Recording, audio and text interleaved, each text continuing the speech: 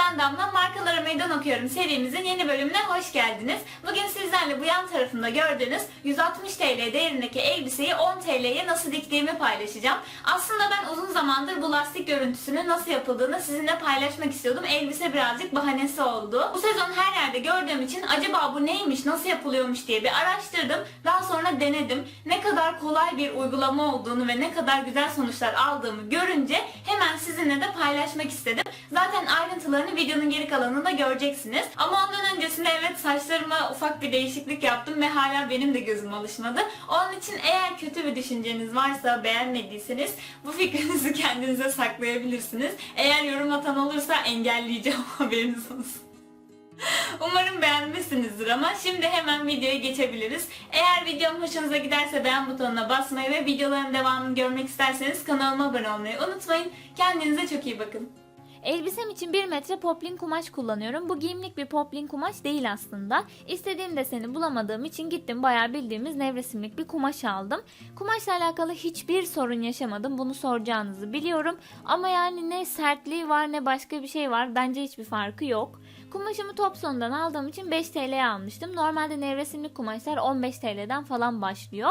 Ama zaten enleri çok geniş olduğu için çok az bir kumaş bile işimizi görüyor. Giyimlik kumaşınız varsa da birazdan söyleyeceğim ölçüler kumaşın enini kurtarırsa yine çok az bir kumaşa ihtiyacınız olacaktır. Benim işimi 60 santim kumaş gördü mesela.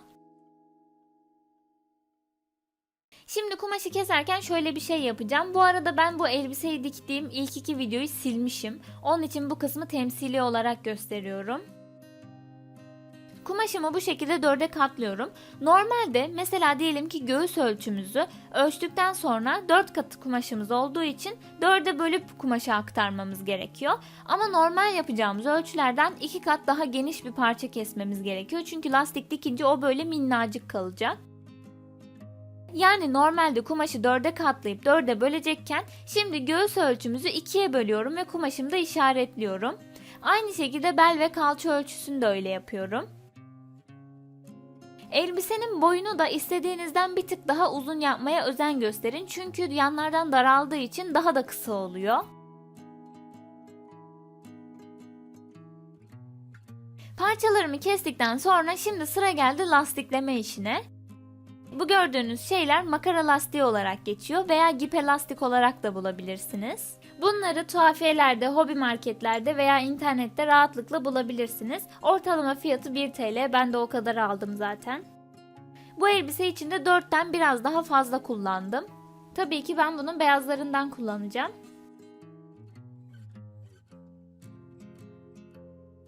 Öncelikle makara lastiğimi alıyorum ve mekiğimin deliğinden geçiriyorum.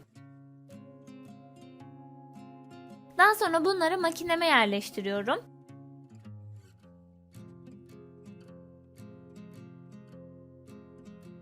Elime bir fırın eldiveni giyiyorum çünkü gerginliğini ben ayarlamak istiyorum. Eğer makinenin ayarına bırakırsanız birazcık gergin oluyor ve onu dikmesi biraz daha zor oluyor. Kullanım açısından da çok rahat olduğunu düşünmüyorum. Ve mutlaka elinizi koruyun. Gerçekten lastik hem yakıyor hem de kesiyor ve iğrenç bir acısı oluyor. Mutlaka elinizi koruyun onun için. İsterseniz eldiven takın, isterseniz bir parça kumaş tutun elinizde.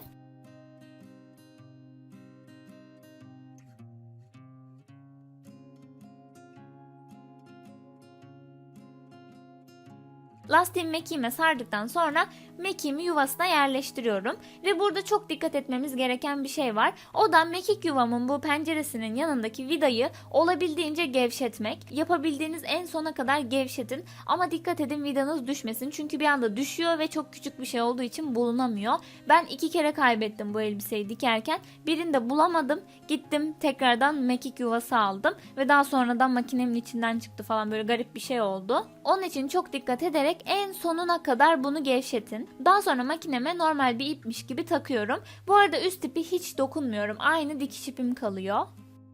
Daha sonra kumaşımı makineme yerleştiriyorum. Kumaşımın yüzü bana bakması gerekiyor. Yani lastik kısmı alt tarafta, arka tarafta kalması gerekiyor. Parçalarımın bütün kenarlarına overlock çektim ki kaçmasın. İlk başlarken ipimi ve lastiğimi elimle tutuyorum ki lastiğim pırtmasın. Ve mutlaka hem başlarken hem bitirirken ama mutlaka geri dikişle sağlamlaştırın. Yoksa lastiğiniz kaçar gider.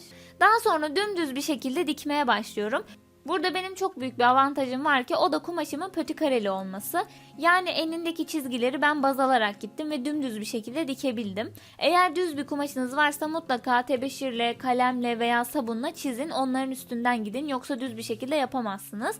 Çünkü zaten hem lastikli olduğu için gere gere dikmeniz gerekiyor hem de çok fazla dikmeniz gerekiyor. Onun için bir süre sonra gider yani çizmezseniz. Bu kısım bu elbise için en zor ve en sıkıcı aşama kesinlikle. Bunu böyle mütemadiyen sonsuza kadar dikmeniz gerekiyor.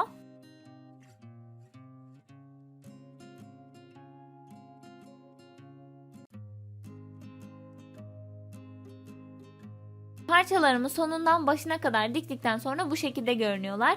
Gördüğünüz gibi üst kısmında 3 santim, alt kısmında ise şöyle bir 10 santime yakın pay bıraktım. Çünkü hem fırfırlı olsun istiyorum hem de zaten modelim o şekildeydi. Bu arada benim bir parçam ince, bir parçam kalın oldu gördüğünüz gibi. Bu tamamen vidayı kaybetmemle alakalı. Çünkü ikinci parçayı dikerken biraz korktum. Ama bu şekilde yapmayın siz de.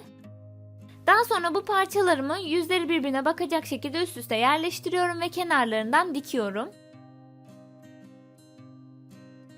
Diktikten sonra bu şekilde görünüyor.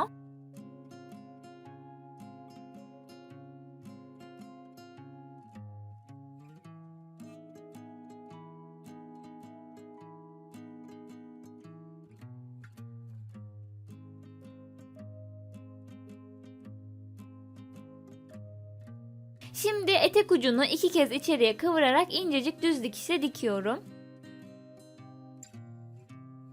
Diktikten sonra bu şekilde görünüyor.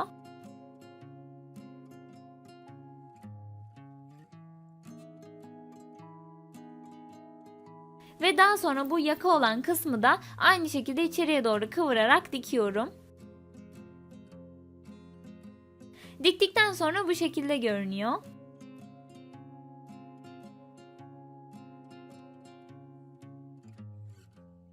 Şimdi sıra geldi askıları yapmaya. Askılar için yine aynı şekilde lastikli bir görüntü istiyoruz. Ben kareleri sayarak yaptım. İstediğiniz ölçüden 3 kat daha kalın olsun.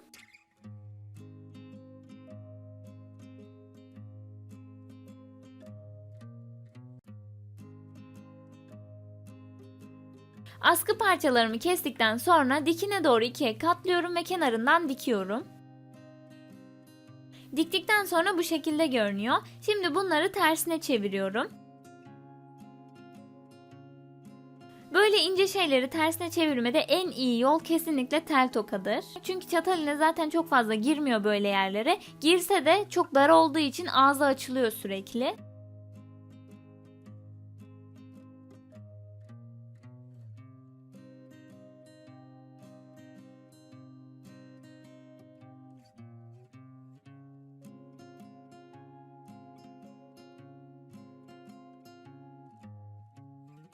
Parçalarımı tersine çevirdikten sonra bu dikiş kısmını alta alıyorum ve tam ortadan lastikle yine tekrardan dikiş yapıyorum.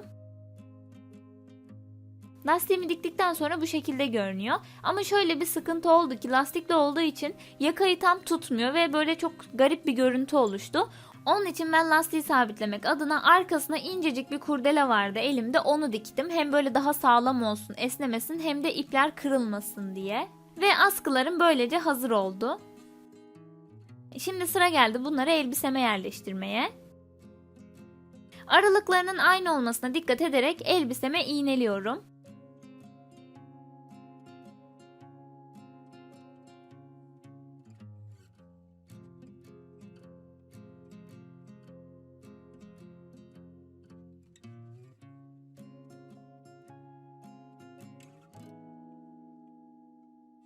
Ve buralardan düz dikişe birkaç kere dikiyorum.